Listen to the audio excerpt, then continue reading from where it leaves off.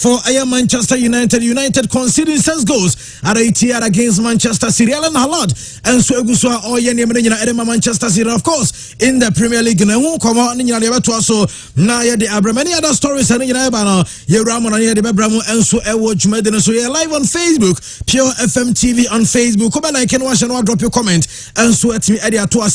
Sounds never be Naya said your Fisem no Asia Michael Asabri, a former General Secretary Edema National Chapters Committee, and NCC Edema Accra to folk.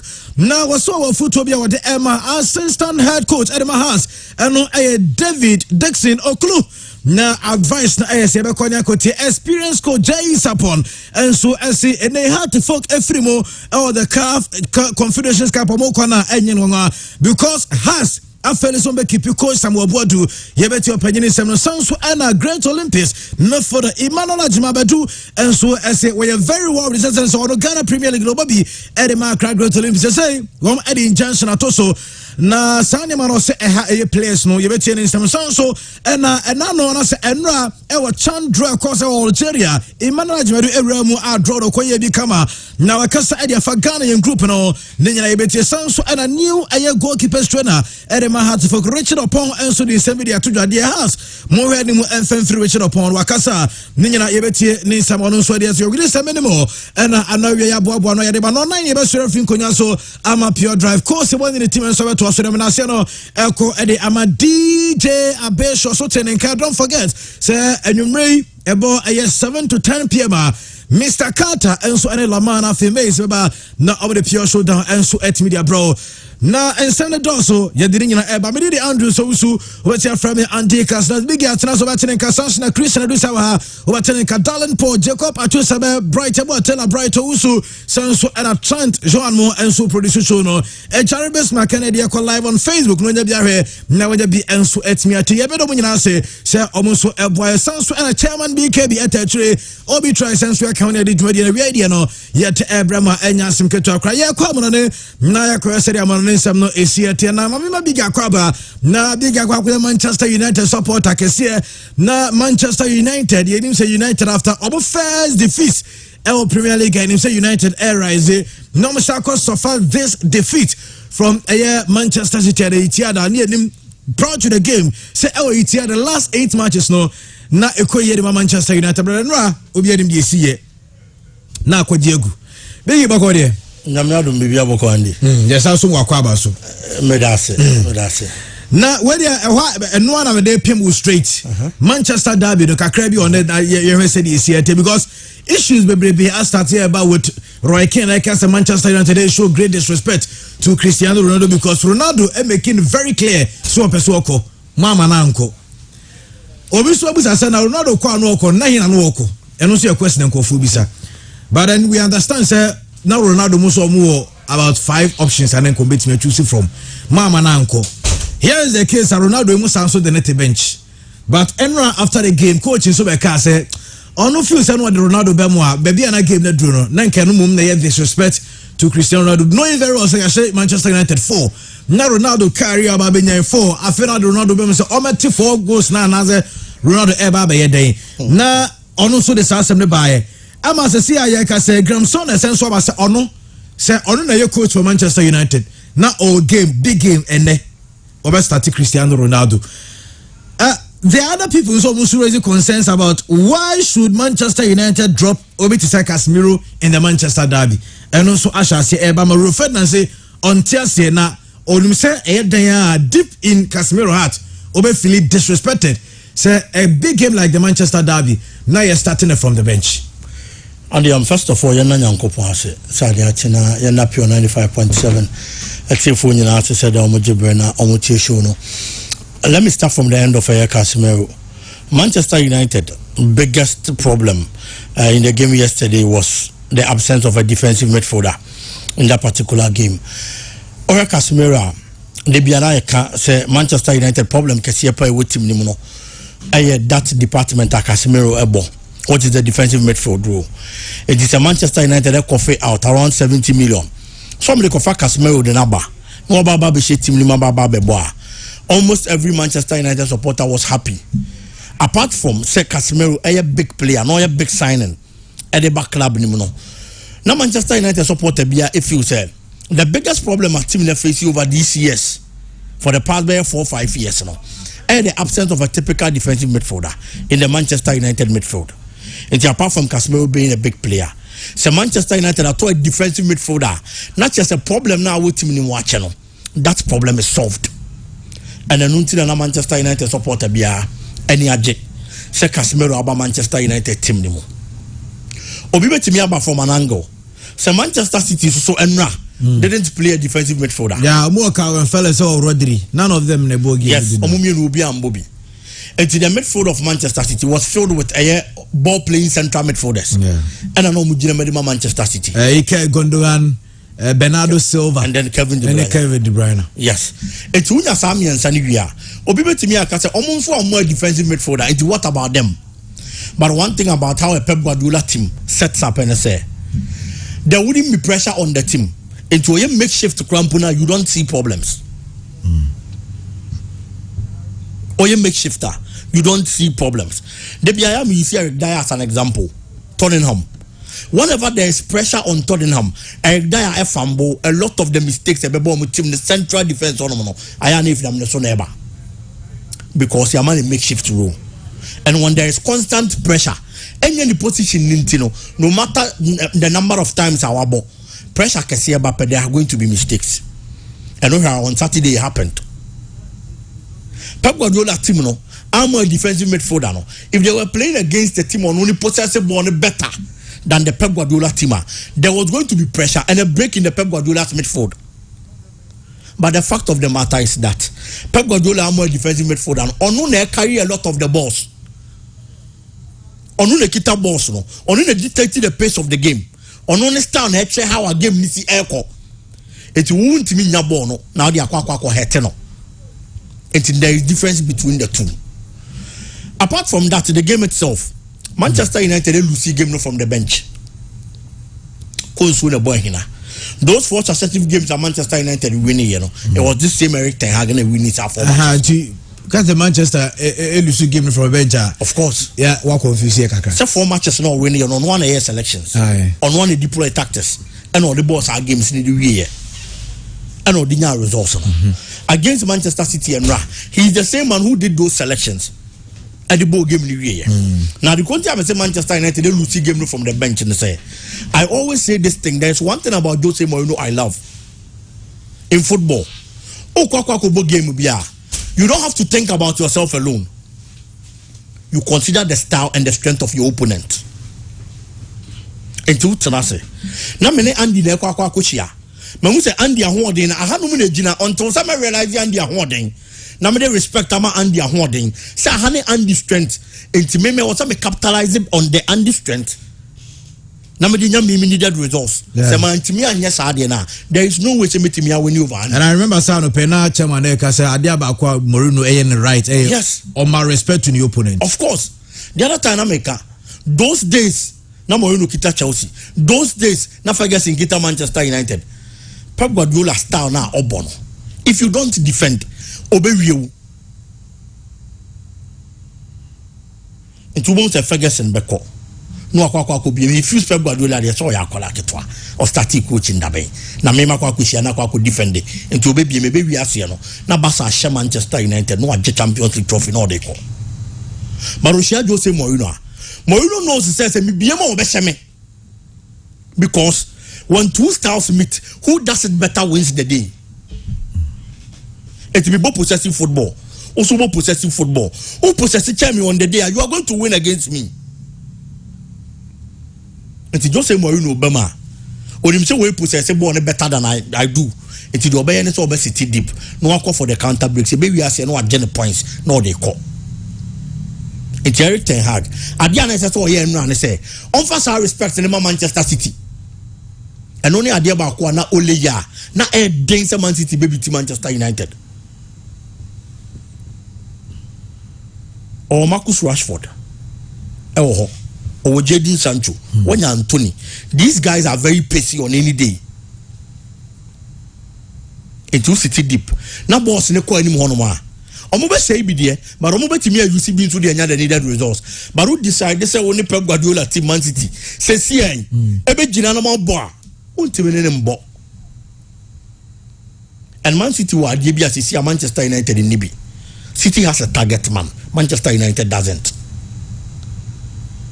Erling Haaland dey ba no personally na me feel say bi an e betimi aye de ama player no because me who Pep Guardiola corona our use strikers be say Thomas Muller mo Zlatan Ibrahimovic mo no manya problems because he doesn't believe say I was say mo be gina anymore na ye adwuma no de kokoma sa ni pakro no debi because ono ne star na obo no obi a goals kakra won ani so bi odi ni gina ni mo betimi anya goals no into the Zlatan be sinchen no afa line o Messi as a wing forward not na baba be gina ni mo no na abobo na ma no na line o Messi abo from January to December in a calendar year no wa share most goals 91 goals enti Erling Haaland dey ba no na me lisa agidie no say obetimi baba be succeed under Pep Guardiola but oba and Pep Guardiola who the qualities a player no even before bringing him on board and what decided say he's going to be their target man into obe ball no am na see Erling Haaland enti Manchester City na first ball ne flanks wa obo se Mahrez mo Bernardo Silva mo Grealish mo be make sure so mo be twetwe bebre di abam for den mo on be kati no ma be pekel ne ade ade ase goals no this time around they make sure say we say a box them because we have a predator in the box no na djuma ne say ball ni do box ni mo akwa was of faso man toilet mo bia was say faso Manchester United in Libi if Manchester United decides so mbebo that target man footballer who is going to be the target Rashford and Sancho and that is where another problem is with no disrespect to Manchester United they did whatever they could but their best wasn't enough to win the day against Manchester City. Ma Christian Abemba ma fa we say ma Christian so last season Christian George EPL top scorer HS 23 goals. Yes. And as I say Haaland was 14. Of course. To Ohian 9 goals per now watch the OJ last season top scorer. Target in Ukraine last year there all time say season will be actually the most goals in a single season was Mohamed Salah share 32 goals. That record is under threat. Is it 30 matches? Yes, 30 matches. And about how many goals? 14. You know, we had 20 goals from the 30 matches to set the all-time record of the English Premier League in one single season. Player Ben Ashe goals to do. He's a player designed specifically to score goals.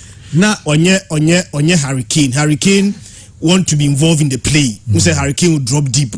No ajibon sometimes no distribution. Karim Benzema say go ni ma Karim Benzema team be jam fin o team call left o team call right o jibon no Bobby. Where the on born mobi. And the advantage for him say he doesn't need to involve himself in the play because of the quality behind him. Or Bernardo Silva, or Kai Gundogan, or Kevin De Bruyne on the flanks. Or Jack Grealish, an improved airfield for dinner. Uni much responsibility, say Brabejibo Nebubi. So just stay there, the supplies will come. Also, the Kaka say he only need 2 touches, 3 touches to score 2 goals. And you know, as long as the supplies will come there, I think say the Premier League clubs I know because them say or a threat to football. And I'm say or a threat to football or a threat to team or support it. And then Laporte ne Erling Haaland there into so na ne Haaland born on the match born of the man of the coin. Na also nya match born is na players no teammates ne be sign na so me come Laporte na dey ochrogu when they say so amane sign boss so sign boss crash the contract Ejuma can so be I'm very happy yana me pay I don't want bad energy on emfa enye ofi league we never league we won't succeed that kind of pessimism spelling doom for a player say oba en succeed no yana me pay that kind of energy there be a wish well for unia the always unia no honestly speaking it has a way of coming back to you and you know na me I was expecting Sabrina bit me succeed and you know right now in all competitions 11 games for Man City 17 goals I hate to do comparison but Lukaku back Chelsea the whole season was 18 goals in Aka 1 goal per na goal or share no or equally a goal like Lukaku share ma Chelsea last season. and I think the Premier League is not ready. Team Bia Obesia Abrante Fen Haaland Biano. A Man City game, but a threat to every single team in the Premier League. Defending against them, no, it's so difficult.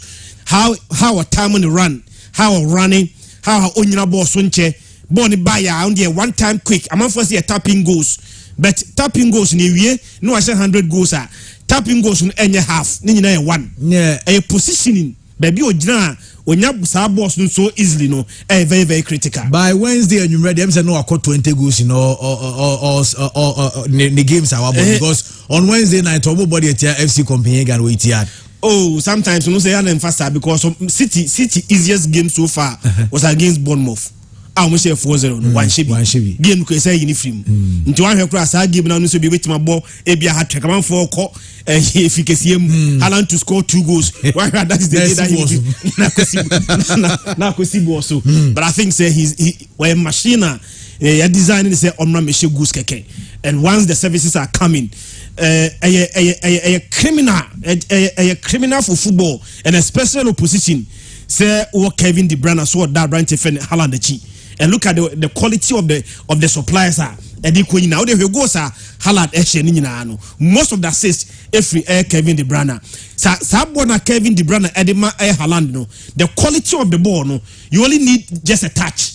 Na bona to atinem. You know, Man City for last season without bro Haaland, the Premier League top scorers. They scored 99 goals. There's no team or team share more goals than Man City in the Premier League last season. Even without him. So far, me sure say in this season, no, not in 38 Premier League matches. Man City actually over 150 goals. I'll not be surprised. But baby, I mean, big year gain 100%. And he said, in coaching, you are a friend of pragmatism. Sisansa Dani Unsakakra, Unsana wo Danino should be based on the opposition you are going to play. Now, you don't change a winning team. Debi asana Makami Aswati. Manchester United, the first 2 games was awful. 2-0 home win against Brighton. Next game was a 4-0 demolition by Brentford. Then the next 4 games Manchester United winners of 4 games in almost 4 games now, or winning 4 consecutive games at I think that was the second time a Manchester United manager, edging manager of the month since Ferguson left. But the last time was only energy manager of the month. Since Alex Ferguson free Manchester United no, near a United manager or Premier League manager of the month krada. And only beji ba kuno na be the second time wa Oji. It is our winning team now who winning no. One shot you be tempted to stick to our winning team no. But our boss team now consider the opposition. Now this season so far, Man City has a 29 goals. The 29 goals for Marcelo. Man City has a 20 out of the 29 Etihad. When you are going to play against such a team, Etihad, obviously you have to do more defending than attacking. So by defending there, you have a screener, one of the best in our days, Casemiro. The cement out here to build to join the blocks together. Now who see that? A do difficult moment now. Cement now here no. What they are trying to change? How do you join the blocks together? And Man City, if you have Man City lineup, no, the first thing that came to my mind and they said, Manchester United take your chance to defend the wall. They have a chance. Now you are quite similar to the same team now. Man City the ball against Chelsea. No DM. Champions League final now. Omulusu 1-0 to Chelsea no. You share lineup now. There was no Frandino. A junior central midfield now. Now place a bit in crab ball. And go back near Man City. Almost center back partnership Penra. Now Manuel Akanji. Any Netanaki. Quite them. Or boss Netanaki any Manuel Akanji ni no. One summer DM. It's the idea Manchester United. They a moment. So bet when your moment against Man City there, then defend so well, prevent them from scoring. So to be 3 goals against Man City. Now lose game now. I just say defensively we are very poor. And I think say one game one. No munya Casemiro. In fact, made for 3 no dia ball enya sack 4 consecutive win no.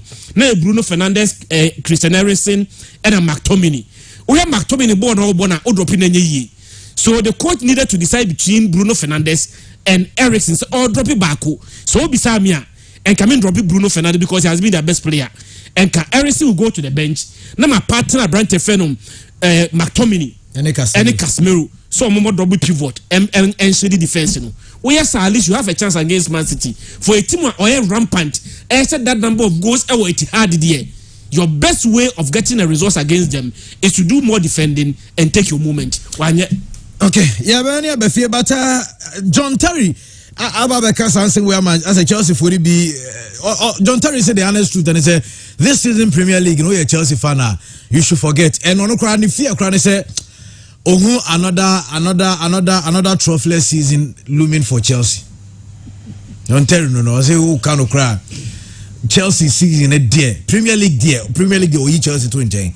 But even with no crown, EFL, FA Cup, Champions League, or Nini say Chelsea beat me left in the trophy this season. It looks possible.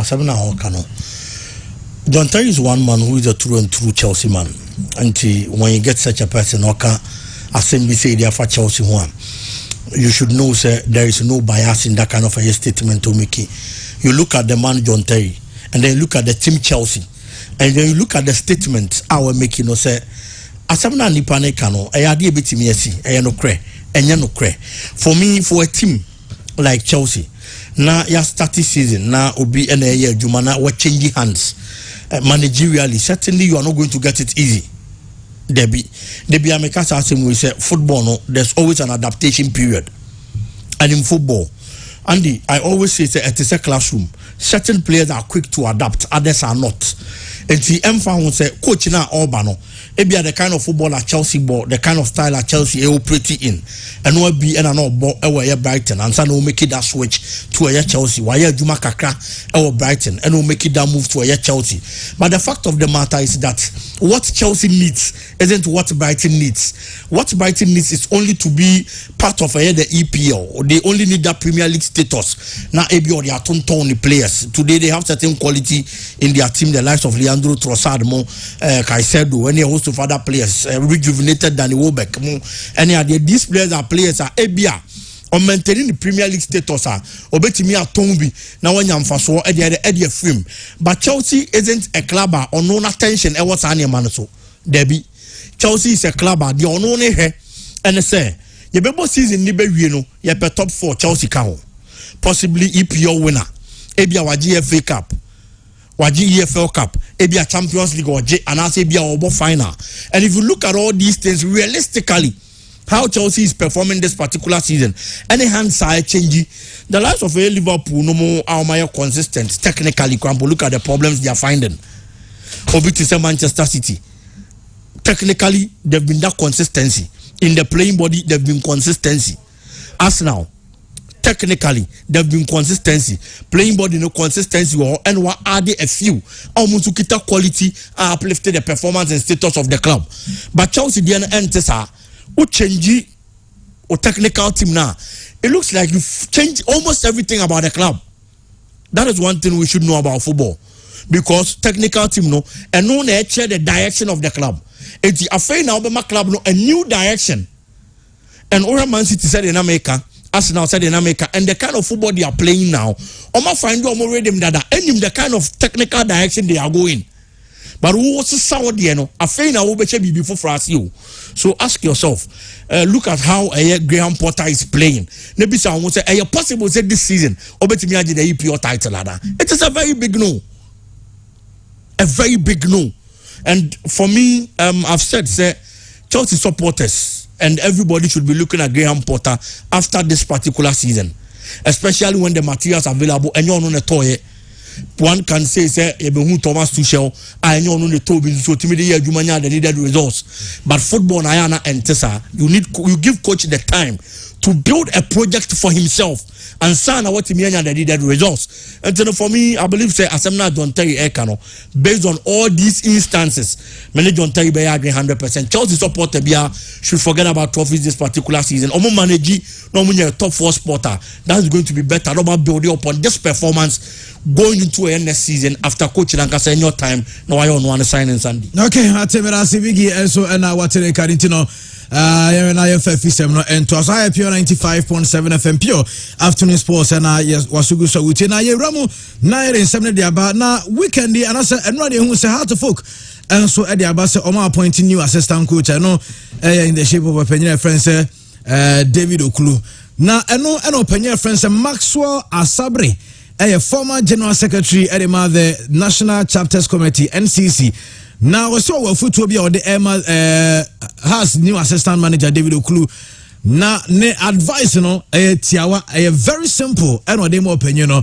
Now, young of some of their friends, Maxwell Asabre, advisor, one at the Emma David Okulu, Yentino. My advice to Coach Okulu is all his sterling qualities. I mentioned Wahano. You should come with one bag. Bag nimuno, one dross, one knickers, or knicker, one trouser, one shirt, one training shirt, one boot. Asa. Unpacking in a bag no fancy ho. O just say, kiki o maswa we no kone baby. The appointing authorities in House of Folk have been predictably unpredictable in the appointments and firing of coaches. Hello, I am Maxwell Asabre, former General Secretary of the National Chapters Committee, and yet in a new goalkeeper trainer for us. Richard upon also the Kakadia Tuga, the house for Reanimo and Fenfrino. You know, goalkeeping is it's a whole lot. It's a huge department in football. They can't say you can't. But making a catch us, I will tell you, goalkeeping has only 3 areas, and 3 areas where there's so many things. I bet me I'm a house of goalkeepers. And I bet you, and yet you will see, say goalkeeper Jirapomu, but then and yet Jirapomu, you will see the goalkeeper. So we are coming to work for the club and see you know, every game and it's challenging. So individually, you know, we need to find out what we can do best to help them. We are, you know, we are on the weak point. We are so baby strong. I've been watching game 1 or 2 games. Pressure there for coach as the club, you know. Pressure there, only saying there, pressure there, but coach, we have the pressure there, so yeah. Okay, hello, Coach Richard upon new goalkeeper trainer at the Mahatu Folk and I think Coach Prosper Natogun on the Twitter handle. Ako congratulate David Okulu. And the appointment as assistant coach at the Accra to Fukna said Jarumu Benya de Atusama Yahweh said he said there's a prosperity now has the phone I heard him say 70 seconds now said say congratulations David on your appointment as House of Folk assistant coach. I wish you all the best in Tiano and someone prosper Natogun and so they are to on league now suspended and this animal so name coach is upon and switch my house Africa now mo elkono say house echo na omu free mu a first one house free mu a onu de enye nwanwa na de enti no se enye nwanwa yentire I don't know the reason. I don't know who brought that idea. Coach Akobo Ball, Walu Bako, Bako, Nama Sakeno. Coach, he has a lot of great in the team. Coach Robano, Nabana, Obabe, the Goramba Betty, and I will plan on it. Actually, for the person coming in, has players, you know, women and born body. So they take the town. Marco to Hograna, we are Gana, Magana, or even the same machine. Professionals out of places have a very nice house of things. Had a very good. You know, prepare their team. So sorry, the master is taking. So what are you going? For me, you know, the very difficult to take it out of it. I will not be surprised when their first match is announced and they can edit them. Veteran coach and friend said Jay Saponi attending Karimana Majmabadu, a player, our Ghana Premier League, Edema, Olympus. Now, Ajmabadu, you say, League, now, say, you're breaking injunction, or say, idea, a help players, Nepa. But, affected. But Mamenka, Utisha Ogano, Obia on the right side, he thinks it can he can seek redress everybody. Yet the affected to the sense that I was starting after 3 games. Now, injunction about, especially has to focus on Africa. Now, no, they will push them to Omeko second division, first division, friendly matches. Almost call this kind of high profile games, you know, and say hard drink. Well, the salary wise, no, Kromano, and said that this person can win a bonus in Kakaka, Nanka, Omode, Bay, or Mohi, no, and Asabani. Apart from that, so no, about how Mokaka, I sponsorship Kaka, and we are saying about next year is a race for everyone in this league. Yeah, Bonfire on the 14th of October, we can't do anything about it. On the court, no, not good news, yes, we have, but said they're going to start the league, and yes, there is a league and not problems, Yabania, so no, a bit good preparation. Now, even has a crown second leg, and only to good preparation for the games. Higher, especially myself, you know, I think I may adapt very well to the pitches, to the physicality of the league. Ano aye Emmanuel Ajmabedu ena yetene ka no money my da kwa bangu sa wo monitor show no Facebook ma mencha mete wonka ta boss ya ma mete wonka Christian na afisam no say na isi atie well nse fire no House of Folk so say the appointment committee of House of Folk technical team no very very predictable menya sure say new to House of Folk alone coaching kwana you don't even know your next game. Because every game could be your last game. Who's our precedence now? Now, Omankasa Jiatum say, in fact, they are hired to be fired. The only idea, more like your insurance. I bet me cement your position at a job as risky as a coach is performance and improvement of any players. What is how do you two here? And the Juma all of us are assessed by our superiors. Yabeji adwuma enenka after 2 years enko ya menye so se nkeda so tiase menye so se nkeda so tiase entino in as much as you have your individual qualities adwuma bia ye ni wiase bia no there are assessment criteria and that when they assess you and to evaluate your performance at the end of the season and I say along the way say evaluation if you don't meet it you bear the consequences.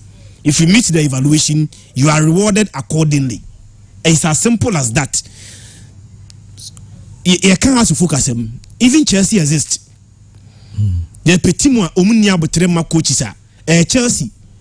And Chelsea abutre omuni ma coaches is one of the reasons why they are successful.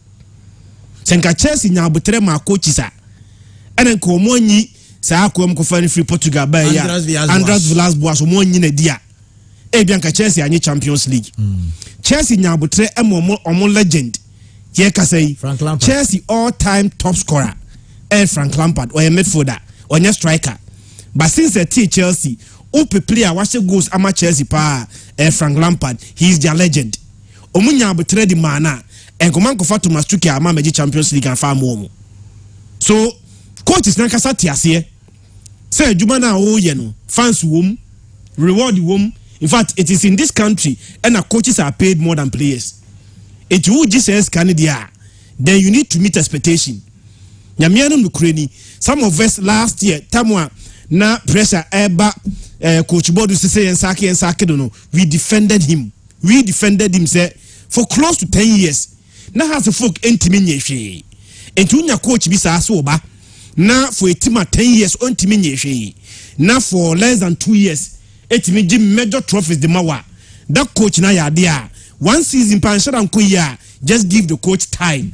But I think say Coach Bodu repeats certain mistakes bia. Now the China enye. Last year the way or defending Ghana Premier League no was largely because of the way almost started Ghana Premier League no. Has anye preseason ye. Time na for ye preseason. Now has Ebo Africa. This season the same problem. When your opportunity to play G6 was me more. Your starting season, what you compare, what if last season has about 8 games in Ghana Premier League games has intimate and winning game. Under such circumstances there, even it not has our enemies within they wanted the coach out. The coach gave those people enough arsenal to fire him. What you say? And senka or tie or a town for House folk team on person Masakeno.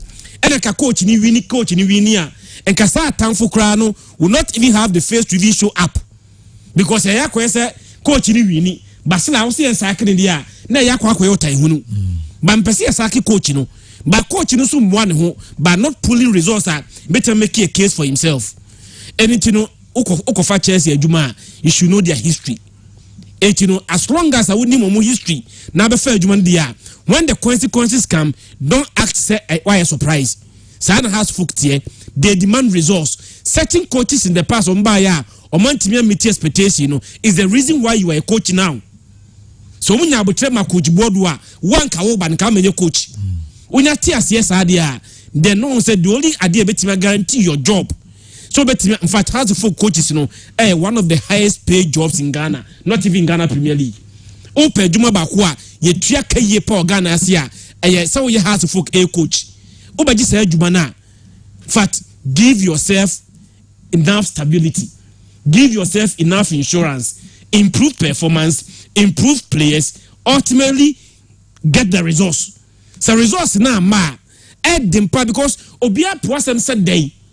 Obia Puasem said they say Jumana person now ye Ebia board chairman, the majority shareholder, majority of the board Jina Puasem said Jumano. Yet master in fact Togo Kraba ne day Jumana Mama so one ye. Now results Togo Fede will not have any reason to defend on Ankasani back. Know the history of House of Folk. Since Togo be fair Jumano, Omo used to 2.2 coaches a season. So person tell us in normal terms House of Folk used more than 2 coaches in one season.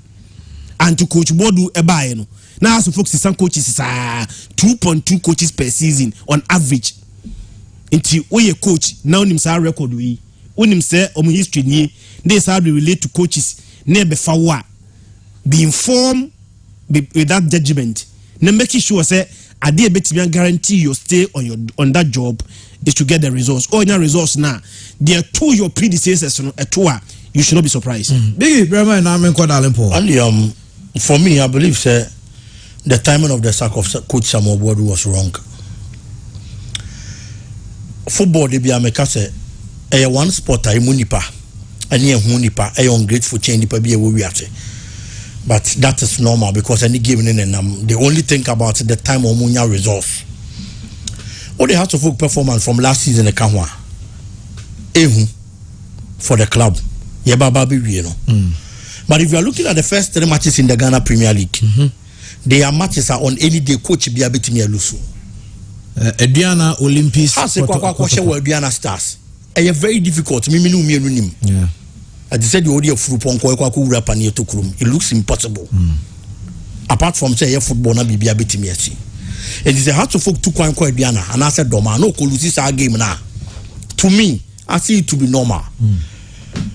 I am not celebrating mediocrity. Okay. But Olympics last season actually had to folk back to back. It is a red this season. Now saying coach Samuel Boadu no Olympics book game na nkonya draw. It is an improved performance over last season's performance and that doesn't make it bad. Number 3, how to folk picking a draw at the Baba Sports Stadium isn't a bad result. I'll bet me a general now their Pamu coach against Kotoko. Against Kumasi Asante Kotoko.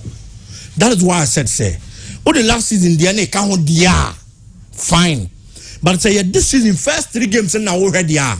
These 3 matches are not matches I did not to Pamu coach Samuel Boadu. Debbie. And you look at the timing. How to folk an African interclub competition? Aka how many days? These are the things we should be looking at.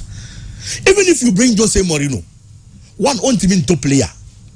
2, about they said the whole team better in the philosophy I say, no team the needed results. It's no matter coach out the beba. A very difficult man to be me across this particular head. So Samuel Boadu. And you look at all these reasons. Now I didn't home. No one who say yes. Ebianka obet me a man a time kaka. Now they about that particular game. Eddie say the Jumani ma David Okulu as an interim coach. No matter what David Okulu knows, with no disrespect, the African interclub competition game is going to be difficult. Afraid no waba. Classroom experience, young fan of market. Banking hall experience, young fan a classroom. A Jumana open experience woman are their man. It is in that same profession near the picky experience. Samuel Boadu had no experience going into Africa last season. Wakobo Bako. when you experience in playing in Africa. Afei na wa ben hu na okobo foforo ne hu de obetimi aye no ya pam no so onko ne ya sa akwa for David Okulu who has no experience in Africa the naba. We always fail because we fail to plan. Enti asem na coach Jay Sapon e kano say has to folk kono okoko frima. Nobody should be surprised. Nobody should be surprised. I am not saying they have to folk be free, but it is possible. And te koko sisa enya afa ne ye baba be ye na we na ye na player B na wan there be ye njintum na se de bia Ghana Premier League clubs ye kwa Africa ye no ye kogu ye wani ma sia na aba be plan se ye ko next season na repeat some mistakes na ma ye gu ye wani ma se no ya sa kwa ko repeat same mistakes ne expect different esa dia kwa ko gu ye wani ma se but won timi fa left nkonya results are right de bebrew. You can't use old methods to get new results. And you know, until say yeah, administrators never jatum. No mbese sa omonsa. No mo decide to mo be niyama right no. O promise am board wa mini problem. Wo na on ye adwuma. But you look at the factors. I sound some board. And we team had to focus na ankasa. Investment awaye going into African campaign no. Now take a decision no at the 11th hour. For me, sacking a coach isn't a problem.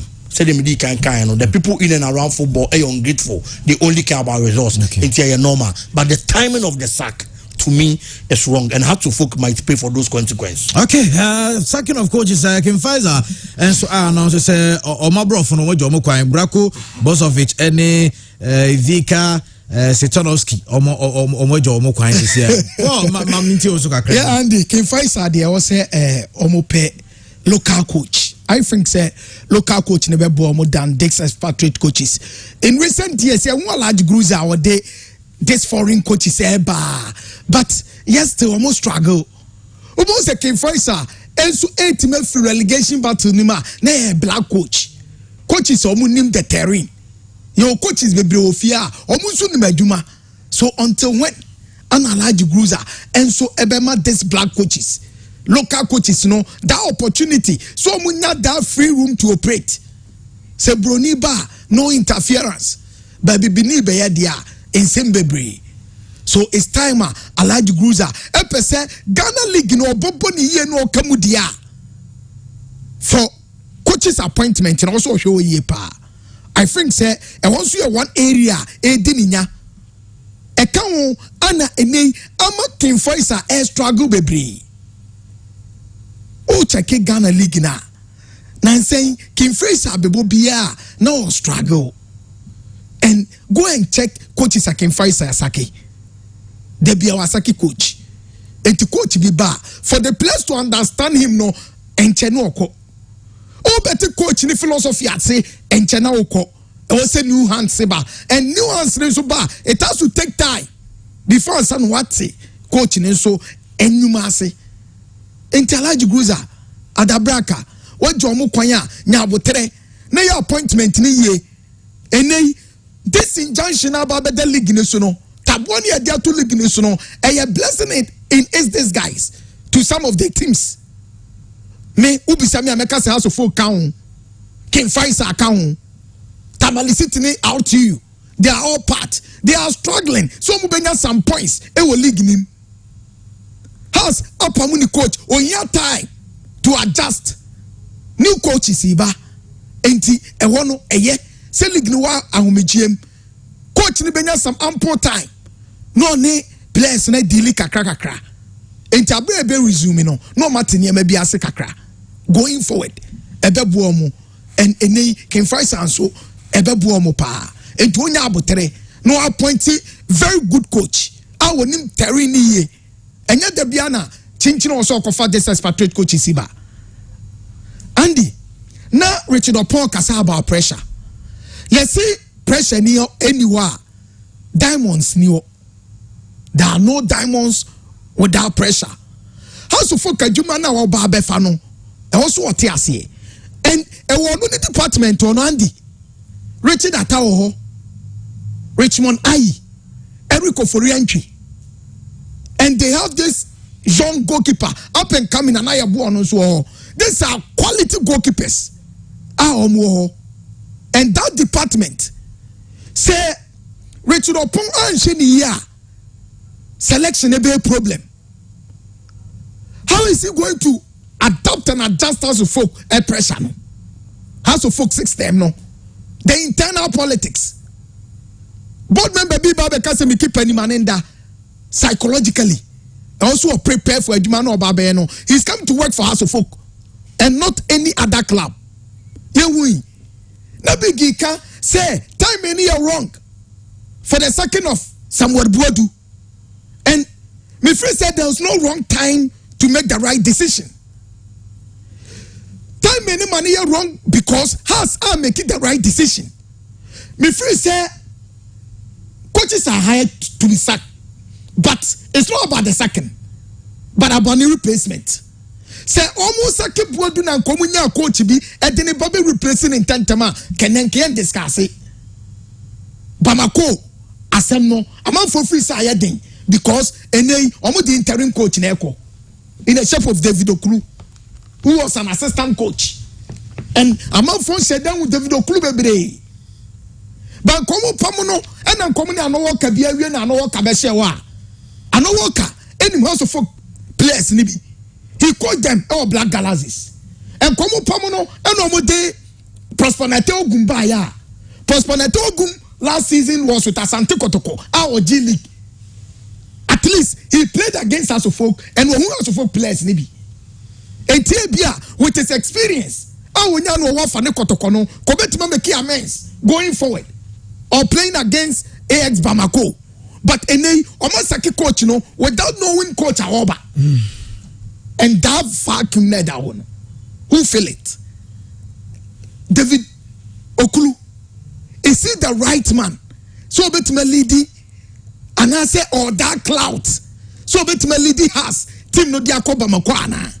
Yeah, that's the question. Yeah, with time, our question, no, me sure see a benya answer because said na Christian Eka with Andreas Villas Boas Nipo be replacing now or also by Inter but to me lead Chelsea in winning the Champions League. Of course, their first Champions League title.